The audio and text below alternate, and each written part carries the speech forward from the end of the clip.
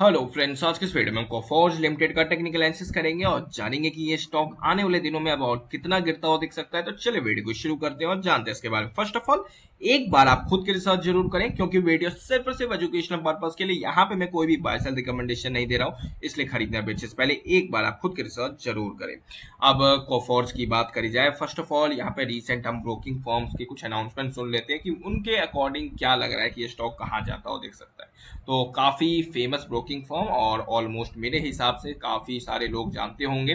तो नोमुरा ने जो है यहाँ पे, अगर हम देखें, अगर मैं आपको दिखा सकता हूँ तो मैं दिखा कोशिश करता हूँ। तो यहाँ पे आप देख सकते हो, Nomura adjust Coforge target price to INR 6,480 from 5,300, और यहाँ पे रेटिंग जो दे रखी है, बाय की ही रेटिंग दे रखी है।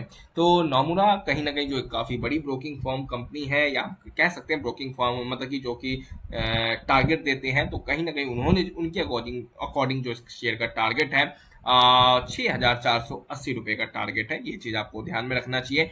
अब यहाँ पे अगर हम अब टेक्निकल वाइज देखते हैं कि स्टॉक की कंडीशन क्या लग रही है, तो अगर हम डेली चार्ट पे देखें तो डेली चार्ट पे अभी भी मजबूती है। ये चीज आपको ध्यान में रखनी चाहिए। कुछ दिनों पहले की बात करें 5800 पे चलता था, आज की डेट पे 5200 पे चल रहा है।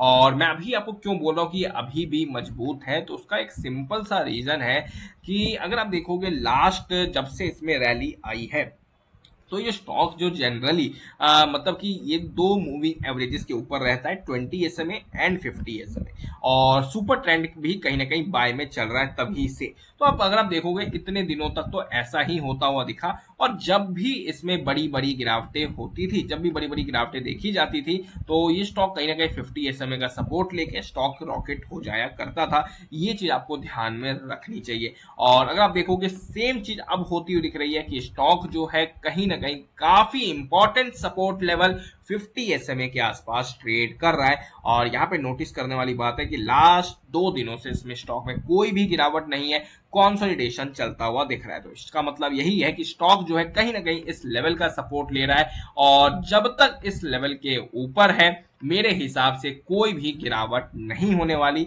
ये चीज आपको ध्यान में रखनी चाहिए। लेकिन बाय चांस अगर इस शेयर ने इस लेवल को तोड़ दिया, तो ये स्टॉक फिर आपको नीचे की तरफ जाता हुआ दिखेगा, और कहीं ना कहीं 5,000 के नीचे जा सकता है। और इसका जो नेक्स्ट टारगेट होगा वो 4,900 रुपीज का होगा। ये चीज आपको ध्यान में रखनी है। और अब यहाँ पे क्वेश्चन है, क्या करंट मार्केट प्राइस से रिवर्सल आएगा या नहीं आएगा।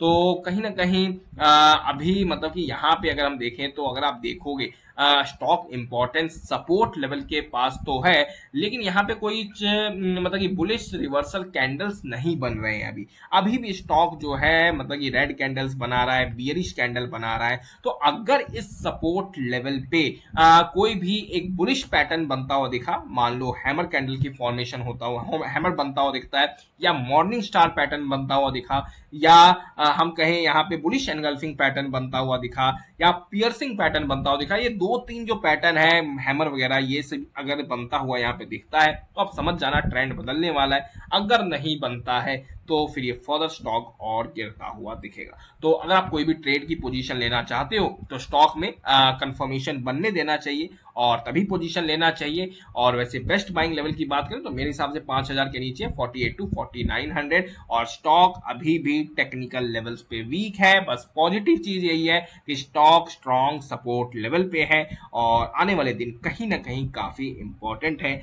और जो मैंने आपको बात बताई है कि रिवर्सल कैंडल्स बनने चाहिए, वो कहीं ना कहीं अपने आप में काफी इंपॉर्टेंट है। Thank you for watching this video.